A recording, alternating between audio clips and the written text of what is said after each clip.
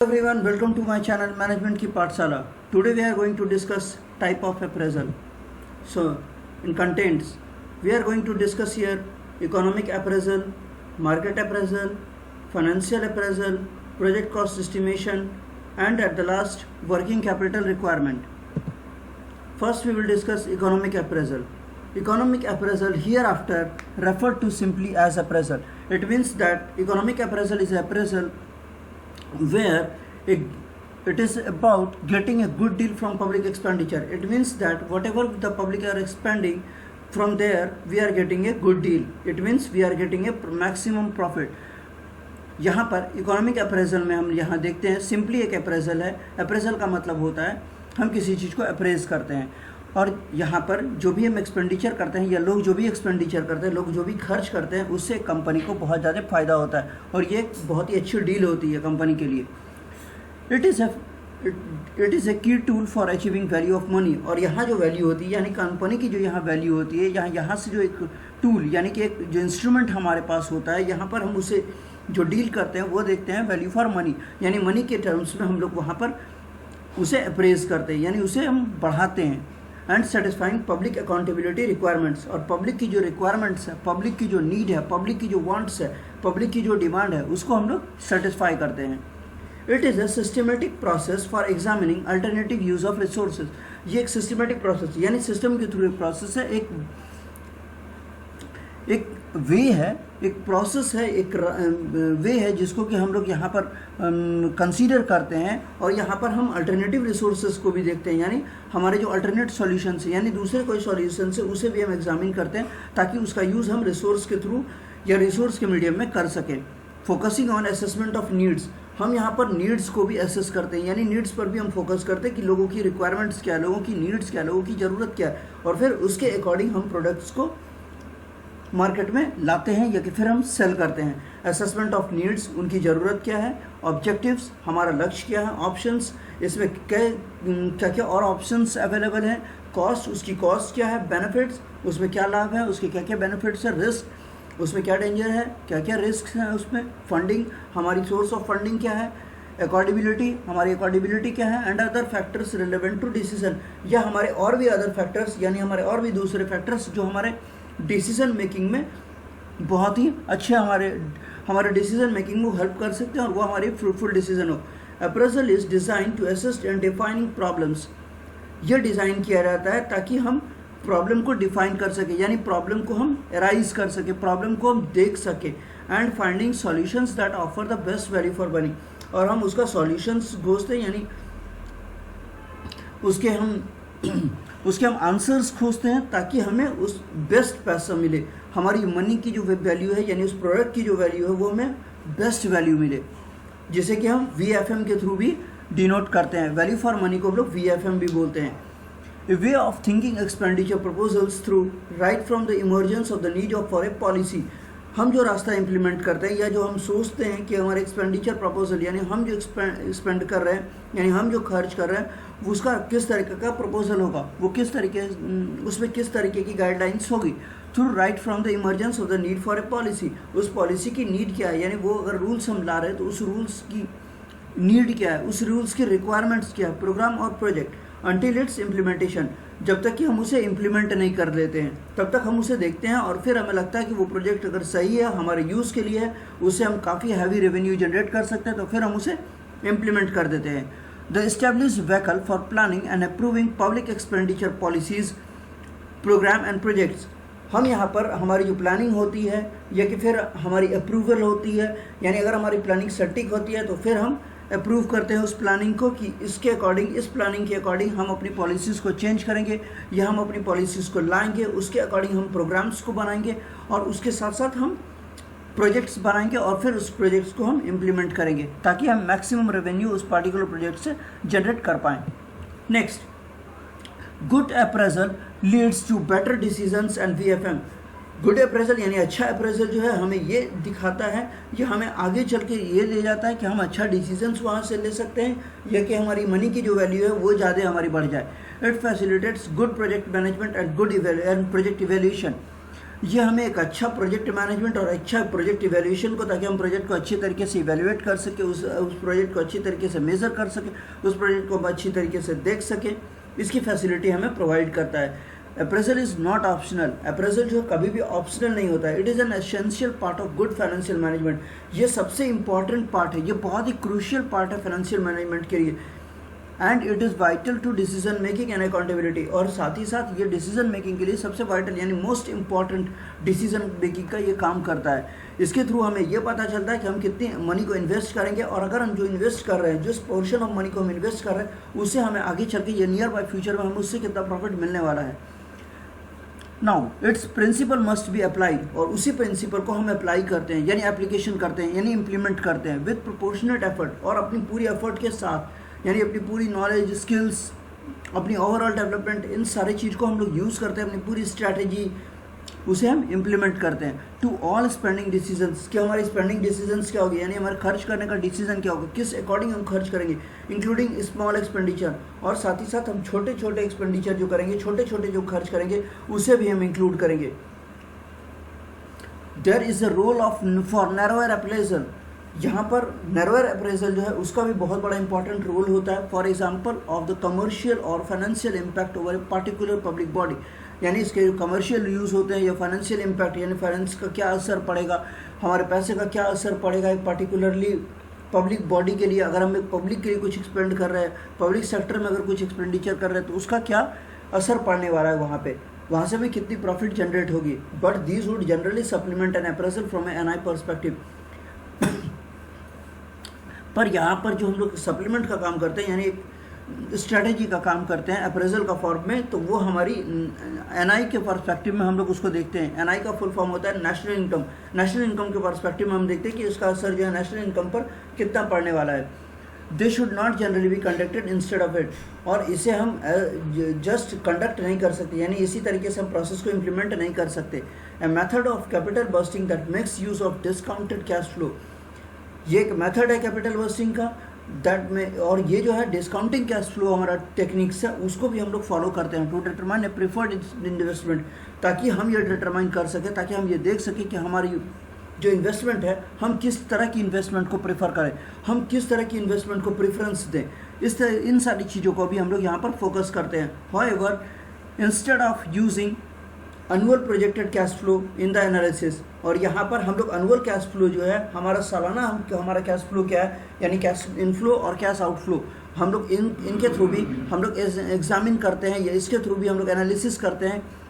कि हमारा कंडीशन क्या है कैश फ्लो का, यानी कि कैश इनफ्लो और कैश आउटफ्लो का क्या कंडीशन है। The technique discounted over the project life the expected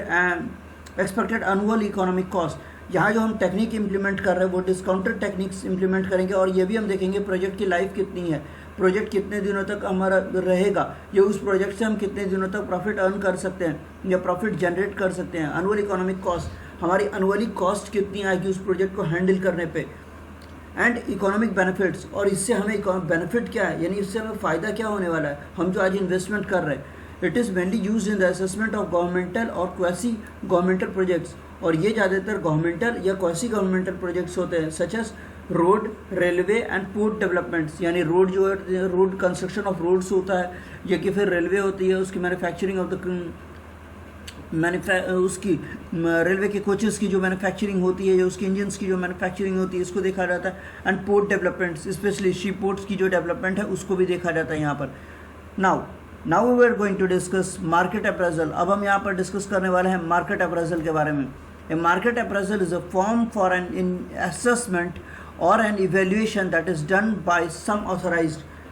market appraisal हमारा एक फॉर्म का है असेसमेंट का, यानी इवेल्यूशन का एक फॉर्म है जिसे कि हम करते हैं ऑथराइज फाइनेंशियल इंस्टीट्यूशन, यानी जो फाइनेंशियल ऑथराइज फाइनेंशियल स्टूडेंट हमारी इंस्टीट्यूशन है, हमारी संस्था है, तो वो मार्केट अप्रेजल को करती है। और an agent who deals with the state, या कि कोई एजेंट है या कोई एजेंसी है जो ये डील करती है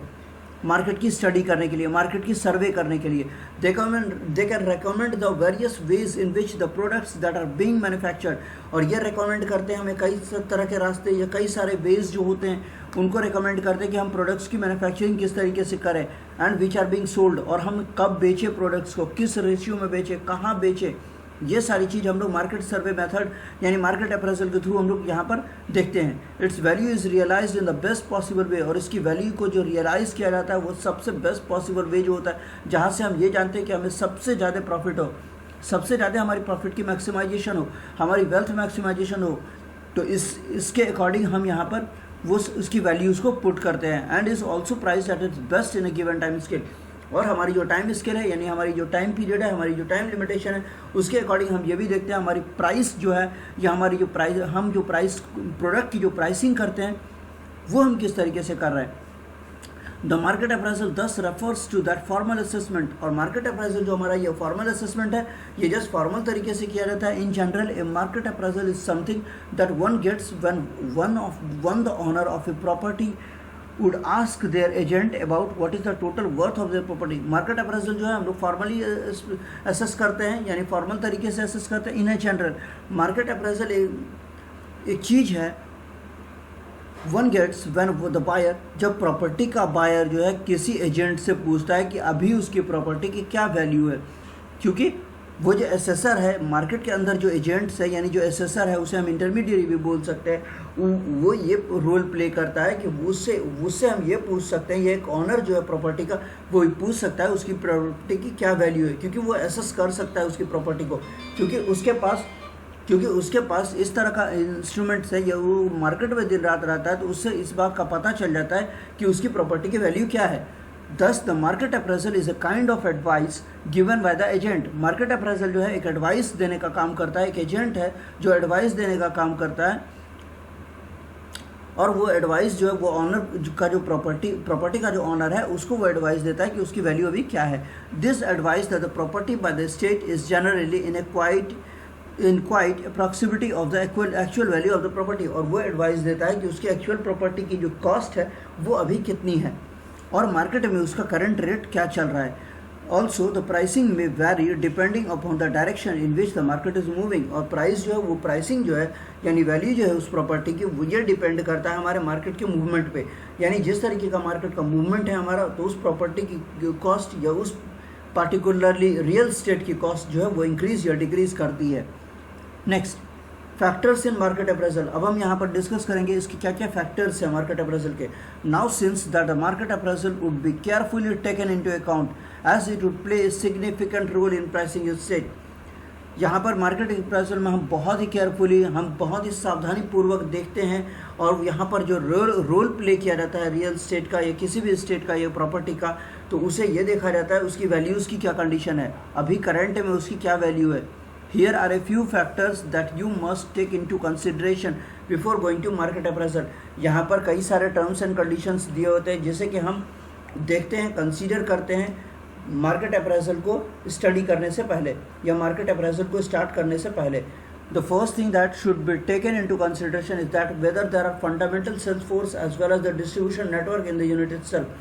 हम पहले ये देखते हैं हमारी फंडामेंटल सेल्स फोर्स क्या है, यानी हमारी स्टार्टिंग सेल्स फोर्स क्या है, हमारे पास कितने लोग हैं, हमारे पास वर्क फोर्स क्या है, और हमारी जो डिस्ट्रीब्यूशन नेटवर्क है यानी हमारी जो डिस्ट्रीब्यूशन चैनल है वो किस तरीके का है, इसे हम सबसे पहले स्टडी करते हैं। So that the products that are manufacture can be sold out, ताकि जो प्रोडक्ट्स हम मैन्युफैक्चर करेंगे, ताकि जो प्रोडक्ट्स हम कर बनाएंगे उसे हम बेच सके। The second factor that should be taken into consideration is the how the unit can capture the shares of the available market. हम ये भी उसके बाद हम सेकेंड पॉइंट में हम ये भी कंसीडर करेंगे हम जो यूनिट्स हमारी यूनिट्स कितना मार्केट को कैप्चर करेगी, या हमारे अभी जो मार्केट का क्या कंडीशन है या मार्केट में क्या अवेलेबल है, ताकि हम मैक्सिमम परसेंट शेयर को यानी मार्केट के जो मैक्सिमम परसेंट शेयर है उसे हम कैप्चर कर सकें, यानी मार्केट साइज को हम कैप्चर कर सकें।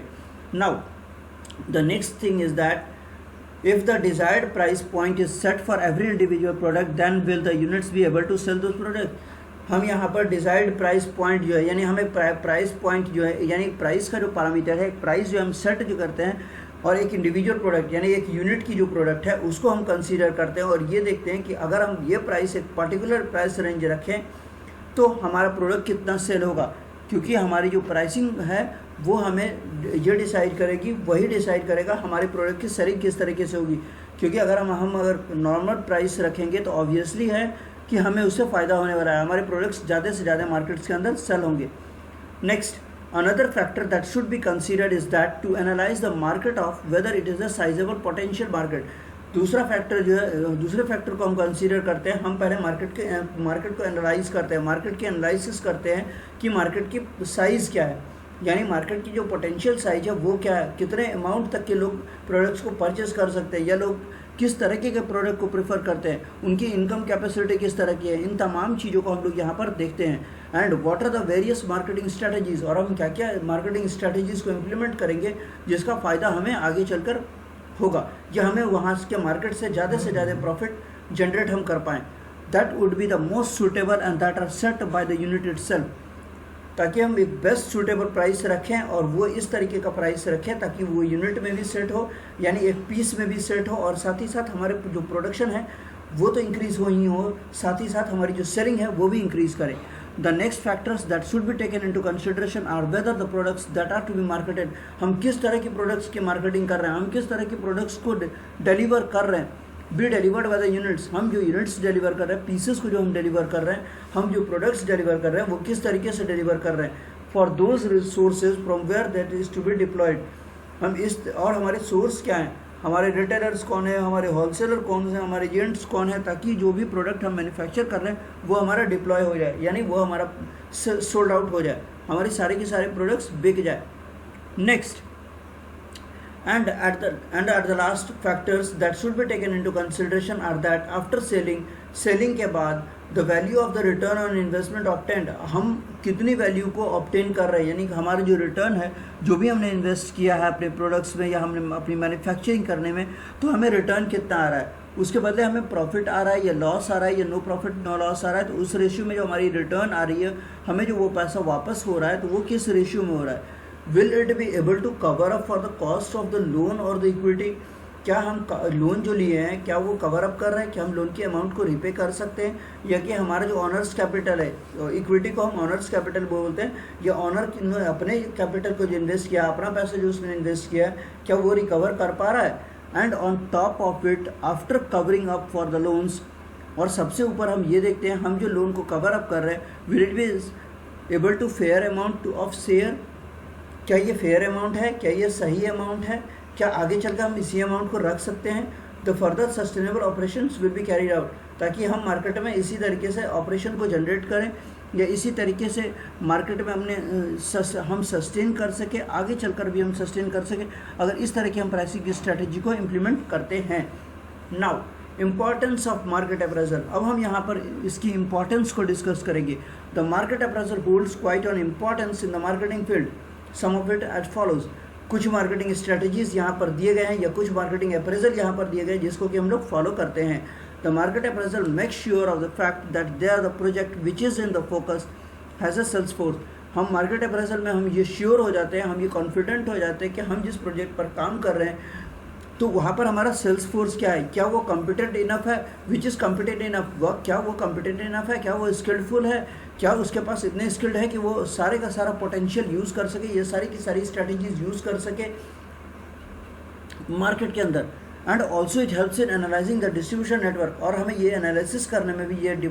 या कि फिर हमारी जो डिस्ट्रीब्यूशन नेटवर्क है, हमारी जो डिस्ट्रीब्यूशन चैनल है, उसमें भी हमें मदद कर सकता है कि किस तरह के लोगों को हम इन्वॉल्व करें, ताकि हमारा डिस्ट्रीब्यूशन चैनल भी हमारा प्रॉपरली वर्क करे और वहाँ से हमें ज़्यादा से ज़्यादा फ़ायदा हो, so that the products that are being manufacture could be sold effectively, ताकि हम जो प्रोडक्ट्स मैन्युफैक्चर कर रहे हैं, हम जो प्रोडक्ट्स बना रहे हैं, वो आसानी से हम मार्केट के अंदर सोल्ड आउट कर सकें।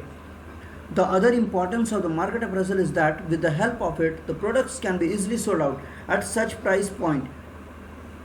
दूसरा इंपॉर्टेंस जो है प्रोजेक्ट अप्राइजल का वो ये देखता है, हमें ये वहाँ पर मदद करता है कि प्रोडक्ट्स जो हम इजीली बेच सकें, और उसके साथ साथ हमने जो प्राइस की पॉइंट बनाई है, ये एक स्लैब हमने जो प्राइसिंग की है, क्या वो स्लैब को हम फ्यूचर में कवर अप कर सकते हैं, क्या हम वो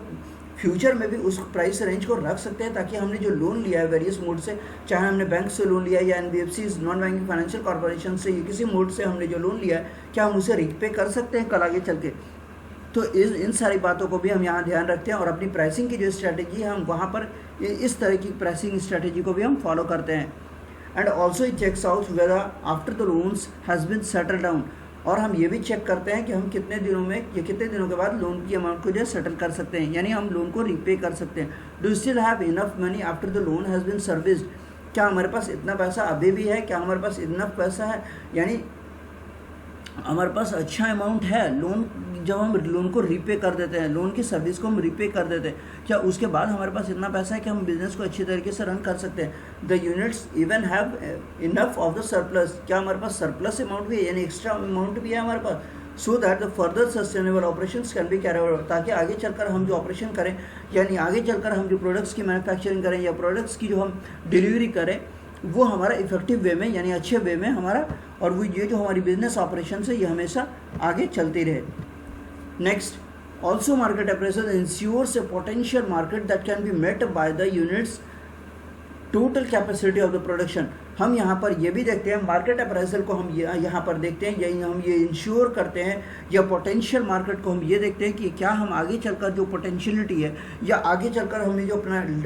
टारगेट फिक्स किया है, या हमने जो अपनी ऑब्जेक्टिव फिक्स किया है, वो हम कितना हेल्पफुल हमें हो रहा है, या हमारी कैपेसिटी कितनी है, हमारी प्रोडक्शन कैपेसिटी कितनी है कि उसे हम फुलफिल कर रहे हैं मार्केट की नीड्स को, या मार्केट की जो रिक्वायरमेंट है उसे हम किस रेशियो में हमारी प्रोडक्शन हो रही है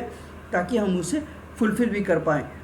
One more importance of the market appraisal that it provides with a particular strategy which is well throughout of so that the sales and the marketing can be carried out effectively। हम ये, और दूसरा हमारा जो सबसे importance है, हम ये भी देखते हैं, हम एक स्ट्रैटेजी इम्प्लीमेंट करेंगे और उस स्ट्रैटेजी से हम ये भी देखेंगे कि हमारी सेल्स क्या है एंड मार्केटिंग, ताकि हम अपनी सेल्स को भी ध्यान में रखेंगे, ताकि हम ज़्यादा से ज़्यादा प्रोडक्ट्स की मार्केटिंग करें या अपने प्रोडक्ट्स को ज़्यादा से ज़्यादा हम सेल करें और लंबे समय तक के लिए हम मार्केट में सस्टेन करें, हम मार्केट में रहें। Next,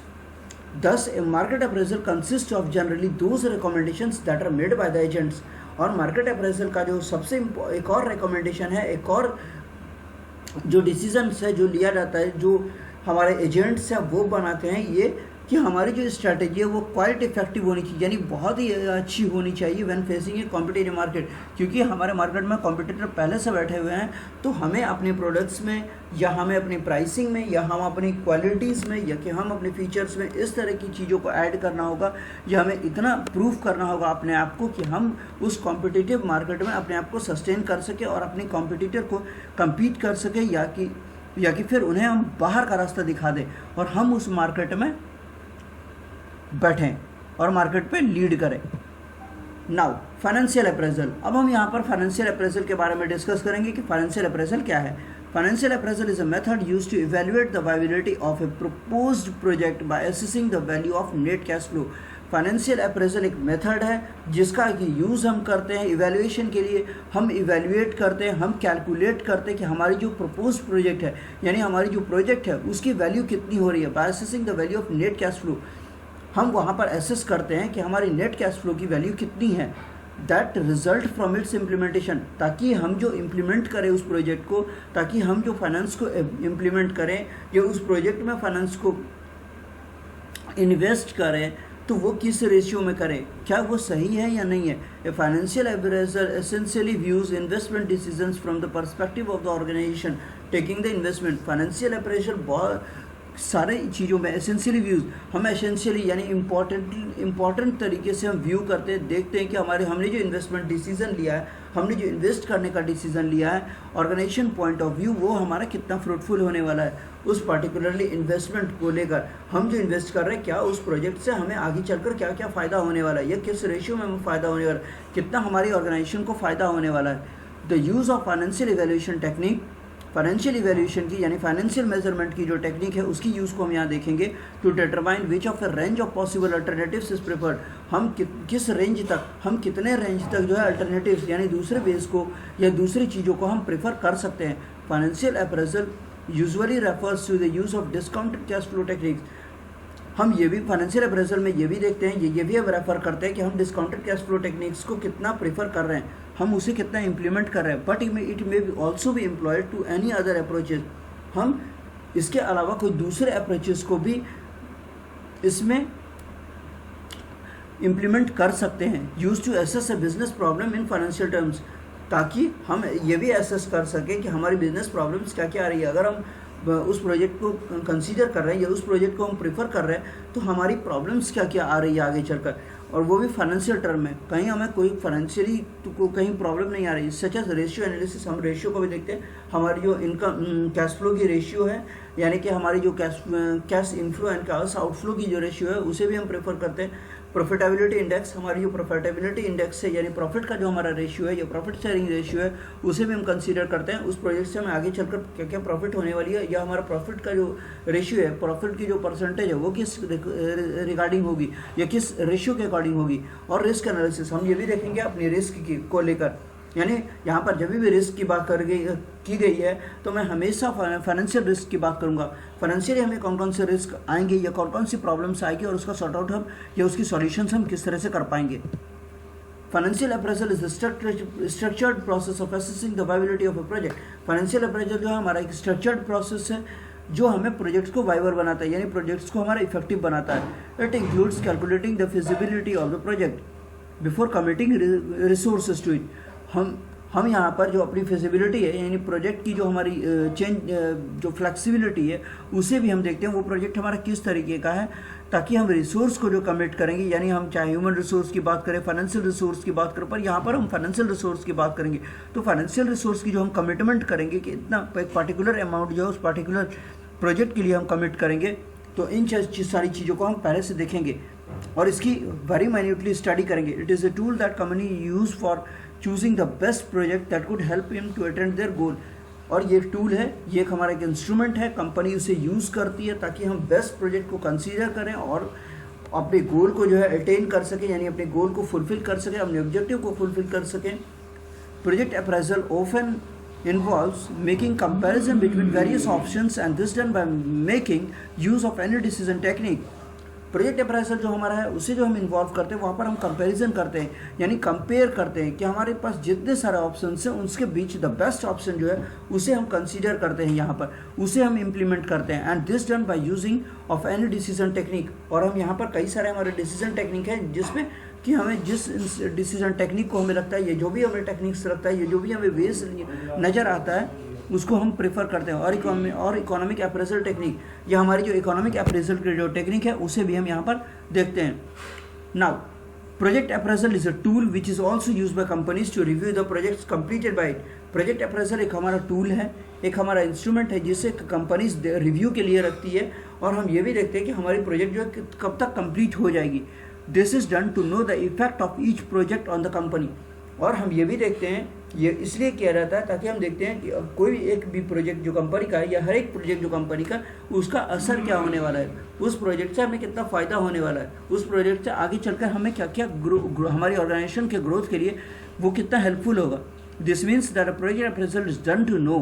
how much the company has invested on the project and in return how much it is going from it. यहाँ पर ये भी बताया गया प्रोजेक्ट अप्रेजल इसलिए किया जाता है ताकि हम ये देखते हैं कि हमारी कंपनी ने कितना इन्वेस्ट किया, हम एक कंपनी ने कितना इन्वेस्ट किया उस पर्टिकुलर प्रोजेक्ट के लिए, और रिटर्न में बदले में हम कितना गेन कर रहे हैं, हमारी कंपनी को कितना का प्रॉफिट हो रहा है उस पर्टिकुलरली प्रोजेक्ट से। क्योंकि एक प्रोजेक्ट पर जब भी काम किया जाता है तो जस्ट उसका एक ही एम होता है कि उस प्रोजेक्ट से हम मैक्सिमम प्रॉफिट जनरेट कर सकें। नाउ प्रोजेक्ट कॉस्ट एस्टिमेशन, अब हम डिस्कस करने वाले हैं प्रोजेक्ट कॉस्ट एस्टिमेशन के बारे में। Project cost estimation forecasts the resources and financial investment needed to execute a project successfully। Project estimation जो है ये फोरकास्ट किया जाता है, यानी पूर्वानुमान लगाया जाता है हम जो रिसोर्सेज यूज़ कर रहे हैं, यानी फाइनेंशियल रिसोर्स की यूज़ करें, या कि फिर हम ह्यूमन रिसोर्स की यूज़ करें,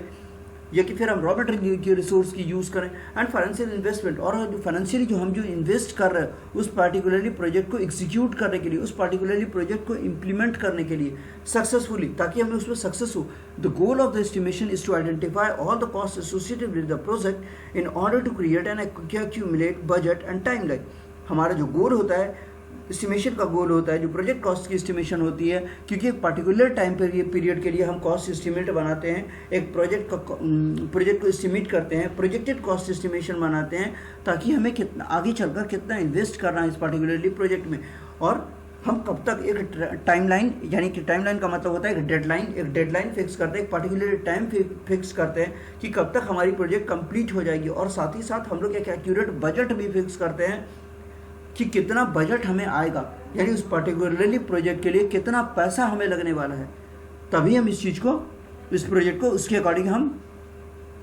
इम्प्लीमेंट करेंगे। A project estimation typically includes a breakdown of the task. और एक प्रोजेक्ट को एस्टिमेट जो किया जाता है, हम इसे छोटे छोटे पार्ट में, टास्क को छोटे छोटे पार्ट में डिवाइड कर देते हैं ताकि हम आसानी से अपनी प्रोजेक्ट को कंप्लीट कर लें और एक पर्टिकुलर टाइम इंटरवल पर अपनी प्रोजेक्ट को कंप्लीट कर लें। रिसोर्सेज, हमें जो रिक्वायर्ड रिसोर्सेज है, बिलिंग रेट्स, हमारी जो बिलिंग रेट्स है यानी रॉ मटेरियल की या कि फिर मशीनरीज की, इनकी जो बिल है इसके रेट्स क्या क्या रहे हैं, शेड्यूल प्रोजेक्ट और प्रोजेक्ट का शेड्यूल क्या होगा, यानी किस किस स्टेज में हम काम करेंगे, कैसे कैसे हमारा प्रोजेक्ट डेवलप करेगा और किस किस तरह से हम अपने प्रोजेक्ट को काम करेंगे, कहाँ कहाँ हम अपने लोगों को एम्प्लॉयड करेंगे कि हमारी प्रोजेक्ट जो है स्मूथ वे में, और हर लोग अपने अपने टारगेट्स को, अपने डिपार्टमेंट्स को जब वो डील करेंगे या आसानी से वो प्रोजेक्ट पर काम करेंगे तो हमारा प्रोजेक्ट जो है टाइम पर हमारा कंप्लीट हो जाएगा। तो cost associated with each element are failed to create a comprehensive estimate. कुछ कॉस्ट ऐसे होते हैं जो हमारी प्रोजेक्ट की, हमारी जो एलिमेंट्स हैं या कुछ ऐसी चीज़ें हैं जो हमारी एस्टिमेट है वो हमारा फेल हो जाता है। तो देखते हैं ये कौन कौन सी चीज़ें हैं। Project cost estimation help project managers and clients. Project estimation जो है वो प्रोजेक्ट मैनेजर्स और क्लाइंट्स को हेल्प करता है कि एक पर्टिकुलरली अमाउंट, क्या अमाउंट उस पर्टिकुलर प्रोजेक्ट में लगने वाला है। Gauge whether the project is financially feasible. हम ये भी देखते हैं क्या हमारा प्रोजेक्ट जो है क्या एक पर्टिकुलरली लिमिट में हो जाएगा या कि फिर वो आगे बढ़ सकता है, यानी प्रोजेक्ट की जो कॉस्ट है वो आगे बढ़ सकती है। Create a clear project road map. हमें प्रोजेक्ट की जो रोड मैप है यानी प्रोजेक्ट का जो हमारा इम्प्लीमेंटेशन है, ये प्रोजेक्ट की जो हम आइडियाज़ है उसकी जो हमने स्ट्रैटेजीज बनाई है वो किस तरीके से, वो क्लियर होना चाहिए और सारे लोगों को पता होना चाहिए वो रोड मैप, यानी वो स्ट्रैटेजी सबको पता होनी चाहिए ताकि हम टाइम पर अपनी जो प्रोजेक्ट है उसे हम कंप्लीट कर पाएँ, यानी प्रॉपर डेडलाइन के अंदर हम अपनी प्रोजेक्ट को कंप्लीट कर पाएँ। Define the approach of the project based on budget and resources. यहाँ पर जो सबसे बड़ी बात होती है किसी भी प्रोजेक्ट को देखने के लिए, या उसमें सबसे बड़ी बात होती है बजट और अवेलेबल रिसोर्सेज। हमारे पास बजट कितनी है और हमारे पास अवेलेबल रिसोर्सेज क्या है, और हमें जो हमारे पास रिसोर्सेज अवेलेबल है और हमारे पास जो बजट अवेलेबल है उसी में हम कोशिश करेंगे, ये करेंगे कि हम अपनी प्रोजेक्ट को कंप्लीट कर लें ताकि हमें हमारा प्रोजेक्ट का जो कॉस्ट है वो इंक्रीज़ नहीं हो, हम एक लिमिटेड कॉस्ट में अपनी प्रोजेक्ट को कंप्लीट कर लें और उसके साथ साथ हमारे पास जो लिमिटेड ह्यूमन रिसोर्स है या हमारे पास जो स्किल्ड वर्कर्स की जो पर्टिकुलरली टीम है उसी टीम से हम प्रोजेक्ट को कंप्लीट कर लें। Next, project cost estimation is defined as the process of approximating the total expenditure of the project। Project cost expenditure जो है, ये एस्टिमेशन जो है, ये प्रोसेस है जो हमें ये पता चलता है कि टोटल एक्सपेंडिचर, हमने टोटल खर्च जो है प्रोजेक्ट का वो कितना आएगा। The accuracy of the cost estimation and budgeting in project management depends on the accuracy. Project estimation की जो एक्यूरेसी है वो कितना एक्यूरेट है, वो कितना सही है, ये दिखाया जाता है ये बजट के अकॉर्डिंग। हमारी जो बजट है या हमारी जो प्रोजेक्ट मैनेजमेंट, हमने जो प्रोजेक्ट मैनेजमेंट प्रिपेयर किया है या हमने जो प्रोजेक्ट मैनेज किया है वो हम यहाँ देखते हैं, वो डिपेंड किस पे करता है, depends on the accuracy and details of the project scope. हम उसकी एक्यूरेसी देखते हैं वो कितना एक्यूरेट है, कितना सही तरीके से हमारा प्रोजेक्ट का जो स्ट्रैटेजी है ये उसकी उसका जो स्ट्रैटेजी है हमने जो प्रिपेयर किया है वो कितना एक्यूरेट है। And details of the project scope, और इसकी स्कोप क्या क्या है, आगे चलकर हमें क्या क्या कहाँ फ़ायदा हो सकता है वो पूरी डिटेल्स इसमें मेंशन की जाती है। Which is the scope base line, और ये हमारा स्कोप का बेस लाइन होता है, यानी बेस होता है, यानी उसकी जो नींव होती है वो होता है। क्योंकि प्रोजेक्ट जो है कि कोई भी प्रोजेक्ट हो वो हमें हमारा अल्टीमेट टारगेट जो होता है वो है हमारा प्रॉफिट मैक्सिमाइजेशन, ताकि हम आगे चलकर उस प्रोजेक्ट से कितना प्रॉफिट को मैक्सिमाइज कर सके या बिना किसी दूसरे प्रोजेक्ट में इन्वेस्ट किए हुए उस प्रोजेक्ट से हम कितने सारे और भी प्रोडक्ट्स को डेवलप कर पाएँ। The scope will also define any constraints like date, resources और budget। इस स्कोप के अंदर कई सारे और भी कॉन्स्टेंट्स हैं, यानी कई सारे और भी प्रॉब्लम्स हैं, जैसे कि डेट। यहाँ पर डेट का मतलब है कि हमारी जो डेडलाइन है वो कहीं आगे पीछे तो नहीं हो रही है, तो उस चीज़ पर हम लोग को कम्प्लीटली फोकस करना होगा। रिसोर्सेज, हमारे पास जो फाइनेंशियल रिसोर्सेज हैं, ह्यूमन रिसोर्सेज है, रॉ मटेरियल रिसोर्सेज है, इन सारी चीज़ों को भी हम लोग कंसीडर करेंगे और देखेंगे कि वो कितना इफेक्टिव है। Next, the risk register will help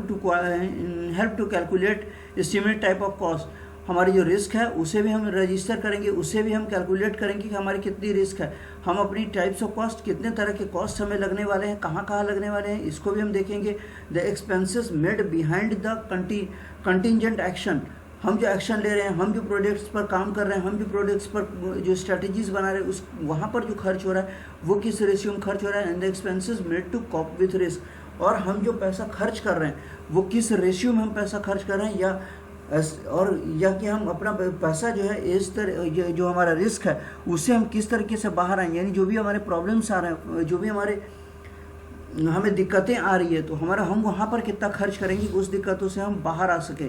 या कि अगर रॉ मटेरियल की कॉस्ट अगर बढ़ जाती है तो हमारे पास इतना पैसा होना चाहिए उस जो रिस्क आ रहा है रॉ मटेरियल कॉस्ट का इंक्रीज़ का, तो उसे हम कैसे उससे बाहर निकले। तो इन सारी चीज़ों को यहाँ पर देखा जाता है। To estimate the cost of project you have to categorise various cost types. अब हम यहाँ पर ये देखेंगे कि हम जो प्रोजेक्ट में इन्वॉल्व हो रहे हैं या प्रोजेक्ट की जो कॉस्ट है उसको हम लोग किस किस तरीके से इन्वॉल्व करते हैं कॉस्ट को, और किस किस कैटेगरी में हम डिवाइड करते हैं, यानी कौन कौन से वो तरीके हैं जहाँ जहाँ हम इन्वेस्ट करते हैं और हमारा वो प्रोजेक्ट का जो कॉस्ट है वो इंक्रीज़ या डिक्रीज़ होता है या हमारा कॉस्ट जो है लगता है। फर्स्ट लेबर कॉस्ट, लेबर को जो पे किया जाता है वो कॉस्ट को हम लोग कंसीडर करते हैं। इक्विपमेंट कॉस्ट यानी मशीनरी की जो हम परचेस करते हैं उस कॉस्ट को भी हम लोग यहाँ पर कंसीडर करते हैं। कॉस्ट ऑफ सप्लाईज, हम जो रॉ मटेरियल को सप्लाई करते हैं या प्रोडक्ट्स को जो हम ट्रांसपोर्ट करते हैं उस कॉस्ट को हम देखते हैं। ट्रैवल कॉस्ट, ट्रैवलिंग में जो हमारा कॉस्ट आता है यानी ट्रांसपोर्टेशन कॉस्ट जो हमारा आता है उसको हम कंसीडर करते हैं। ट्रेनिंग कॉस्ट, हम जो अपने एम्प्लॉयज़ को ट्रेंड करते हैं उससे नई नई टेक्नोलॉजीज़ के बारे में बताते हैं जिस प्रोजेक्ट को वो हैंडल करेगा, जिस प्रोजेक्ट पर वो काम करेगा। यहाँ पर हम ट्रेनिंग कॉस्ट के उससे जो हम ट्रेंड करेंगे उसके पीछे जो हमें खर्च लगेगा ट्रेनिंग के लिए, तो इस कॉस्ट को भी हमें जो ट्रेनर को पे करना होगा इसकी कॉस्ट को भी हम लोग कंसीडर करते हैं। ओवरहेड कॉस्ट, ओवरहेड यानी हमारे ऊपर जो लायबिलिटी कोई है तो उस कॉस्ट को भी हम लोग कंसीडर करते हैं यहाँ पर। Next, elements of cost estimation. अब हम कुछ एलिमेंट्स को भी कंसीडर करेंगे और देखेंगे प्रोजेक्ट कॉस्ट एस्टिमेशन के एलिमेंट्स। देयर आर टू की types of cost address by the cost estimation process. यहाँ पर दो तरह के कॉस्ट है जिसे कि एड्रेस किया जाता है कॉस्ट एस्टिमेशन प्रोसेस के लिए। पहला है हमारा डायरेक्ट कॉस्ट और दूसरा है हमारा indirect cost. Cost associated with a single area, जिसका कि एक ही पार्टिकुलर एरिया है जहाँ जो डायरेक्टली हम पे करते हैं, सच एस डिपार्टमेंट और द प्रोजेक्ट इटसेल्फ, जो कि एक पार्टिकुलर डिपार्टमेंट खर्च करता है एक पार्टिकुलर प्रोजेक्ट के लिए। Example of direct cost include fix labour, हम जो फिक्स लेबर रखे हैं यानी हमारे पास जो पहले से ही लेबर हैं तो उसका कितना कॉस्ट आ रहा है। मटेरियल्स, हमारे पास जो रॉ मटेरियल्स पहले से हैं उसका हम कॉस्ट को देखते हैं। एंड इक्विपमेंट्स, और हम जो मशीनरी यूज़ कर रहे हैं उसकी जो पेमेंट होती है, ये सारा का सारा हम लोग डायरेक्ट कॉस्ट के अंदर कंसीडर करते हैं। Indirect cost, cost incurred by the organisation at large, cost जो हमारा आता है यानी हमारी जो पैसा जो हम इन्वेस्ट करते हैं ऑर्गेनाइजेशन में वो बड़े पैमाने पर करते हैं, such as utilities and quality control. हम जो यूटिलिटीज़ पे यानी और अदर इक्विपमेंट्स पे हमको जो खर्च करते हैं या कि अपनी क्वालिटी को कंट्रोल करने के लिए हम और ज़्यादा अच्छे ब्रांड्स के प्रोडक्ट्स को या रॉ मटेरियल्स को जो प्रेफर करते हैं, तो ये हमारा इनडायरेक्ट कॉस्ट के अंदर आता है। Now with in these two categories, इसी दो कैटेगरी के अंदर हम कुछ और भी टिपिकल कॉस्ट है, कई और तरह की कॉस्ट है जिसे हम और भी तरीके से कंसीडर करते हैं। जैसे labour, the cost of team members working on the project both in terms of wages and time. हमारे प्रोजेक्ट में जो टीम मेंबर्स हैं, हमारे प्रोजेक्ट को जो हैंडल कर रहे हैं जो लोग, उसे हम दो टर्म में डिवाइड करते हैं। पहला वेजेस एंड टाइम, कि हम कितना वेजेस उसको पे कर रहे हैं, उसको कितनी मजदूरी पे कर रहे हैं और कितने समय तक वो हमारा काम कर रहा है, या हम कितने समय तक उसको वो वेज दे सकते हैं यानी वो मजदूरी दे सकते हैं, यानी कितने दिनों तक हमारा प्रोजेक्ट कंप्लीट हो जाएगा। Materials and equipments, materials and equipments, हम जो रॉ मटेरियल्स की बात करेंगे या इक्विपमेंट यानी मशीनरी जो हम यूज़ करेंगे। The cost of resources required for the project, यानी प्रोजेक्ट में जो रिक्वायर्ड होगा यानी जिस चीज़ की हमें ज़रूरत पड़ेगी उसके कॉस्ट को। From physical tools to software, यानी फिजिकल टूल्स होता है जैसे हमारी मशीनरी जिसे कि हम टच कर सकते हैं जिस मशीनरी को, टू सॉफ्टवेयर, और कुछ सारे सॉफ्टवेयर जो हम यूज़ कर सकते हैं जिसके लिए जैसे डिज़ाइनिंग पर्पज़ के लिए, डिज़ाइनिंग पर्पज़ के लिए हम डिफरेंट टाइप्स ऑफ सॉफ्टवेयर्स हम करते हैं, या उसका जो लीगल परमिशन मिलता है यानी उसके जो हमें कीज़ लेने होते हैं, या उसके लिए हमें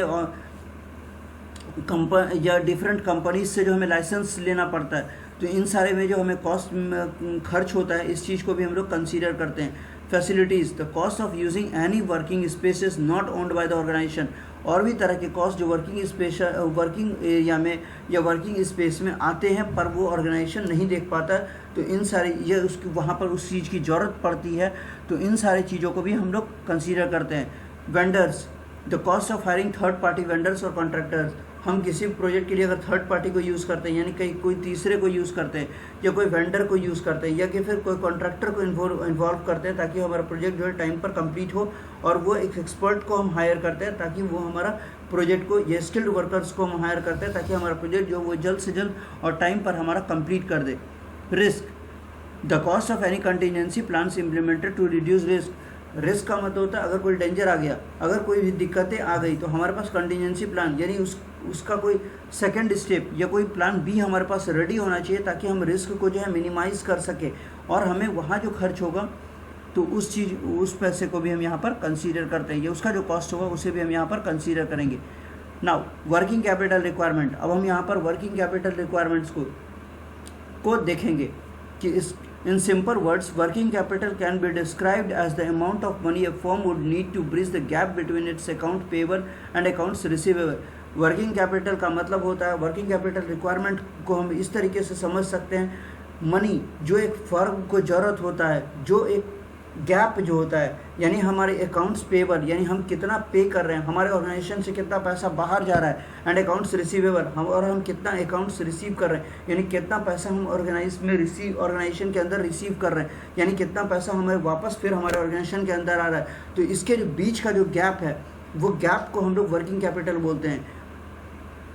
it is essentially the amount of business requires to keep its operation afloat. ताकि इसमें ये इस चीज़ की ज़रूरत होती है ताकि हमें बिज़नेस में जो ज़रूरत होती है पैसों की, उससे हमारा ऑपरेशन जो है वो फ्लोट के साथ काम करे। फ्लोट का मतलब होता है स्मूथली वो हमारा फंक्शन करे। इस चीज़ पर हम यहाँ पर फोकस करते हैं। In the case of working capital deficit, अगर हमारी वर्किंग कैपिटल कम हो गई यानी हमारे ऑर्गेनाइजेशन में अगर कैपिटल की ज़रूरत है और उसमें कमी आ गई, business can use their outstanding invoices and avail funds to meet their working capital requirement. तो बिजनेस क्या है, आउटस्टैंडिंग इनवॉइसेस यानी उसके पास जो अलग से रिक्वायरमेंट अवेलेबल फंड्स होते हैं या अवेलेबल इनवॉइसेस होते हैं, उसके थ्रू वो अपनी कैपिटल रिक्वायरमेंट को यूज़ कर सकते हैं या उस अपनी ज़रूरत को जो कैपिटल का यूज़ है वो ऑर्गेनाइजेशन के अंदर उसका वो यूज़ कर सकता है। With Credex business can utilise their unpaid invoices to avail working capital within 24 to 74 hours. यहाँ पर क्रेडेक्स बिजनेस जो है वो अपना अनपेड इन्वॉइस यानी हम जो इन्वॉइस पे नहीं किए हैं उसका यूज़ जो है हम कर सकते हैं और वो भी 24 आवर्स टू 72 आवर्स के लिए ही कर सकते हैं, यानी एक दिन से लेकर 3 दिन तक के लिए हम उसका यूज़ कर सकते हैं, उससे ज़्यादा हम उस पैसे का यूज़ नहीं कर सकते हैं। The formula for calculating capital requirement is given by working capital is equal to current assets minus current liabilities। Working capital को जो कैलकुलेट करने का फॉर्मूला है वो हमारे पास करंट एसेट्स कितना है यानी हमारी संपत्ति अभी कितनी है, एंड करंट लायबिलिटी और हमारे पास कितना लोड है यानी हमारे पास बर्डन कितना का है। Current assets include these following, और करंट एसेट्स जो है उसे हम देखते हैं उसमें क्या क्या आता है। कैश इन हैंड, हमारे हाथ में जो कैश है यानी कि हमारे पास कैश कितना है अभी ऑर्गेनाइजेशन के अंदर अवेलेबल, कैश इक्विवेलेंट या उसके इक्विवेलेंट हमारे कैश कितने हैं यानी हमारे जो प्रॉफिट रेशियो है उसमें कितना कैश है, या अदर जो कंडीशंस हैं या अदर जो हमारे सोर्सेज हैं, या कि फिर अदर डिविडेंड जो हमारा है ऑर्गेनाइजेशन के अंदर, या कि अदर जो हमारे शेयर्स हैं मार्केट के अंदर जो हमने इन्वेस्ट करके रखे हैं वो कितना है हमारा। नाउ कंपनी इन्वेंट्री, कंपनी की जो इन्वेंट्री है, कंपनी के पास जो रिसोर्सेज है लाइक रॉ मटेरियल्स या कि फिर मशीनरी, ये सारे चीज़ जो है इन्वेंट्रीज के अंदर आते हैं, तो वो सारे हमारे करंट एसेट्स के अंदर, या फिर प्लांट्स बिल्डिंग ये सारे जो है इन्वेंट्री के अंदर आते हैं। अकाउंट्स रिसीवेबल, हमारे पास रिसीव्ड अमाउंट कितना है यानी हम जो बाहर से हमारे ऑर्गेनाइजेशन के अंदर पैसा आ रहा है यानी हमारी जो गुड्स सेल होके जो हमें पैसा आ रही है हमारी वापस, तो वो कितना है। प्रीपेड लायबिलिटीज़, हमने जो पहले से ही किसी को पे करके रखा है वो लायबिलिटीज़ हमारे पास कितनी है, तो वो भी हमारे पास वापस आएगी, तो वो क्या है, वो हमारा करंट एसेट्स है। नाउ करंट लायबिलिटीज़ यानी हमारे पास बर्डन क्या है, अकाउंट्स पेबल, हमें जो पे करना है अकाउंट, सपोज हमें मशीनरी को के लिए पे करना है या कि फिर हमने जो रॉ मटेरियल परचेस किया है उसके लिए पे करना है, हमें एम्प्लॉयज़ को सैलरी देनी है, ये सारा क्या है, ये हमारा अकाउंट्स पेबल है। नोट्स पेबल, हमने जो नोट्स लिया है या हमने किसी तरह का से किसी दूसरे मोड से हमने जो पेमेंट लिया है और जो हमें पे करना है, या कि हमने किसी से लोन लिया है या किसी मोड में हमने पैसा किसी से लिया है, तो वो नोट्स पेबल है। इनकम टैक्स ओन्ड, हमने जो इनकम टैक्स पे नहीं किया है या कितने दिनों तक नहीं किया है, ये सारा जो है ये हमारी लायबिलिटी यानी हमारा बर्डन है, क्योंकि हमें वो तमाम चीज़ें पे करनी होती है। इमीडिएट डेब्ट, हम जो किसी से इमीडिएट बेसिस पे कर्ज लिए हैं तो वो भी हमें इमीडिएटली उसे वापस करना है। डिविडेंड्स, जो रेस्ट अमाउंट्स है, जो भी डिविडेंड की अमाउंट है वो भी हमारी लायबिलिटी है, क्योंकि हमें डिविडेंड जो है हमारा उसे हमें इक्वली डिस्ट्रीब्यूट करना है अपने मेंबर्स के बीच, यानी अपने बोर्ड ऑफ डायरेक्टर्स, ये जो भी पार्टनर्स इन्वॉल्व है उस पर्टिकुलर बिजनेस में उसे हमें डिवाइड करना है, यानी वो भी हमारे लिए लायबिलिटी है। नेक्स्ट, एग्जाम्पल के थ्रू भी हम देखेंगे यहाँ पर। Suppose the current assets of mister Kumars business stand at ₹25,000। Mister Kumar की जो करंट एसेट है वो 25,000 की है, while current liabilities amount is ₹45,000। वहीं पर मिस्टर कुमार की जो करंट लाइबिलिटी है यानी उसके ऊपर जो बर्डन है जो कि उसे पे करना है वो 45,000 का है। तो हम फार्मूला यहाँ पर सेम इम्प्लीमेंट करेंगे। Working capital is equal to current assets minus current liabilities is equal to ₹25,000 minus 45,000 is equal to minus 20,000। It means that हमारे पास जो अब एक्स्ट्रा आ रहा है यानी हमारे पास जो बर्डन है वो 20,000 का बर्डन है, यानी मिस्टर कुमार को जो है वो 20,000 रुपीज़ जो है वो किसी दूसरे को देना है, वो हमारी लाइबिलिटी है। वो हमें हुक और बाय क्रूक हमें चाहते हुए भी और ना चाहते हुए भी हमें वो अमाउंट देना है, यानी वो हम अमाउंट का अरेंजमेंट हमें करना होगा। Since the outcome is negative, जहाँ की आउटकम नेगेटिव है, it indicates mister Kumar business has a deficit in working capital. और मिस्टर कुमार की जो वर्किंग कैपिटल है यानी उसका जो रोजमर्रा का खर्च है वो डेफिसिट है, यानी वो माइनस में जा रहा है, वो नेगेटिव है। It means that his firms immediate liquidity is not enough, यानी उसकी फर्म की जो लिक्विडिटी है यानी उसकी फर्म की जो इमीडिएट लिक्विड कंडीशन है वो इनफ नहीं है कि वो एवरीडे फंक्शन को कर पाए या एवरेज डेली बेसिस पे जो फंक्शन हो रहा है ऑर्गेनाइजेशन के अंदर उसे वो फुलफिल कर पाए। Some of the effective ways of reducing working capital gap include quick collection of accounts receivable. हमें क्विकली जो है अकाउंट्स को रिसीव करना होगा, यानी हमारे जो अमाउंट्स बाहर हैं उसे हमें लाना होगा, हमें गुड्स की सेल करनी होगी इमीडिएटली और उससे रेवेन्यू को जनरेट करना होगा। रिड्यूसिंग इन्वेंट्री साइकिल, हमें इन्वेंट्री साइकिल जो है उसको कम करना होगा, यानी हम जो रॉ मटेरियल्स की परचेजिंग कर रहे हैं उसे हमें या ऑर्गेनाइजेशन के अदर एक्सपेंसेस जो हैं उसे हमें मिनिमाइज़ करना होगा, कम करना होगा। रिड्यूसिंग क्रेडिट टर्म्स, हम जो लोगों से उधार ले रहे हैं उसे हमें कम करना होगा। इंक्रीजिंग सेल्स वॉल्यूम, हमें जो अपनी सेल्स है उसे इंक्रीज़ करना होगा। However, to meet your working capital requirement immediately and to keep operational activities continuous, you can opt for alternative solutions। हमें यहाँ पर हमने देखा और यहाँ पर जो वर्किंग कैपिटल की रिक्वायरमेंट है जो इमीडिएट बेसिस पर है और हम अपनी डेली एक्टिविटीज़ यानी डेली फंक्शनिंग को कंटिन्यू करने के लिए हमें अल्टरनेटिव सॉल्यूशन देखना होगा। Like invoice discounting service from Credex, हमें इनवॉइस डिस्काउंटिंग जो है हमें डिस्काउंटिंग सर्विस जो है वो क्रेडेक्स से लेनी होगी। So that's all of the day. तो यहाँ पर हमने देखा वर्किंग कैपिटल के बारे में, हमने यहाँ पर देखा डिफरेंट टाइप्स ऑफ अप्रेजल के बारे में। तो फॉर मोर वीडियोज़, ज़्यादा वीडियोज़ के लिए मेरे चैनल के साथ बने रहिए। हम अगले दिन किसी और नई टॉपिक के साथ आपके साथ फिर मुलाकात होगी। Thank you and have a nice day. So please for more videos please subscribe, like and share my videos as much as you can. Thank you.